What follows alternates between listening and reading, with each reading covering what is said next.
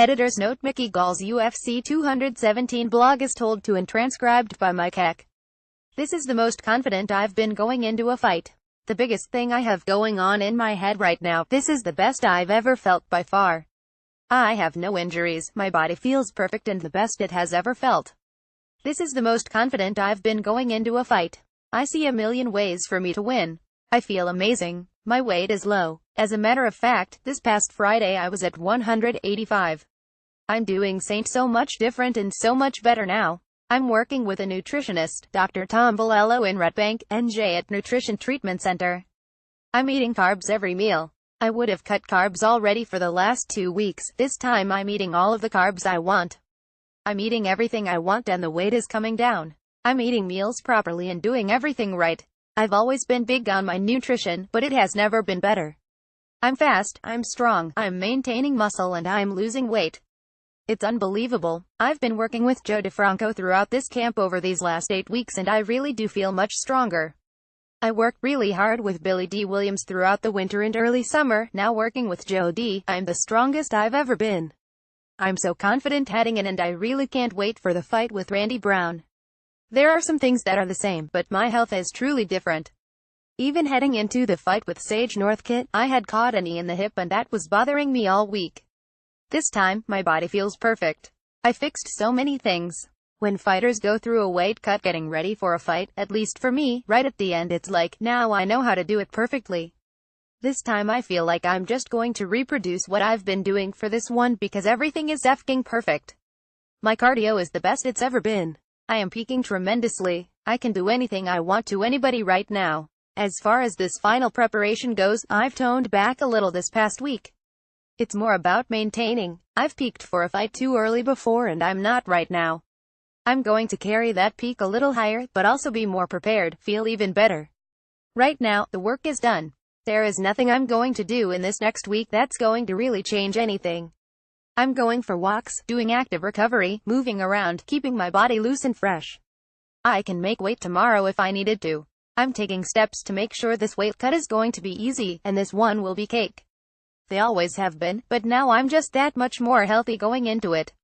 That's the big thing, how great my body feels and the work I have put in. I've put in countless work with David Adiv, LJ Rebelli and Sean Diggs. Everything is just coming together. Those 3 guys, my 3 cornermen, we've put in crazy time.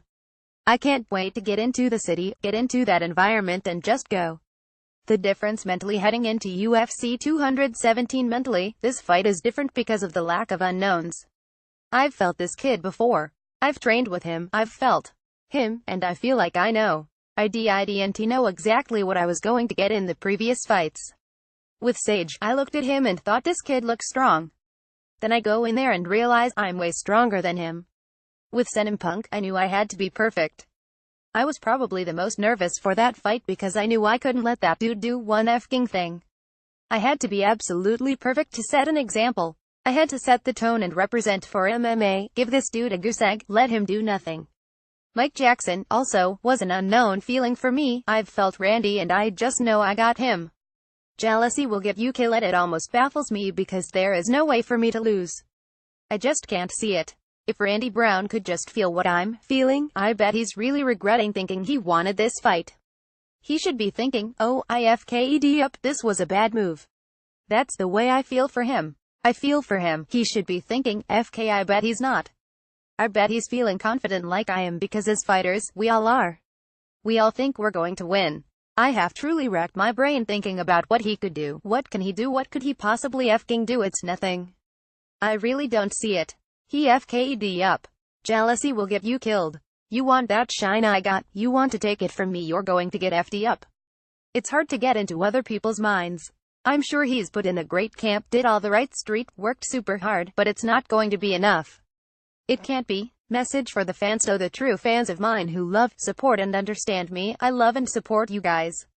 I got you guys backs. I'm very appreciative of the support I get. It means the world to me. It's funny because people will say to me, well, who have you beat? The answer is every single person I have ever faced. That's who I beat. I beat every single person that you put in front of me. It doesn't matter who it was. It doesn't matter if it was CM Punk or Sage Northcutt. It doesn't matter who it is. I win fights. I go in there and I know how to win. I've got too many tricks. I go in and perform.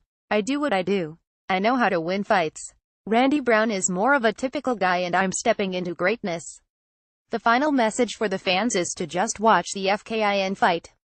Take a look back on Mickey Gall's previous weekly vlogs. Bella Mickey Gall's UFC 217 blog week 1. I'm going to give Randy Brown the worst night of his life. Mickey Gall's UFC 217 blog week 2. A week at TriStar with my brother and main training partner.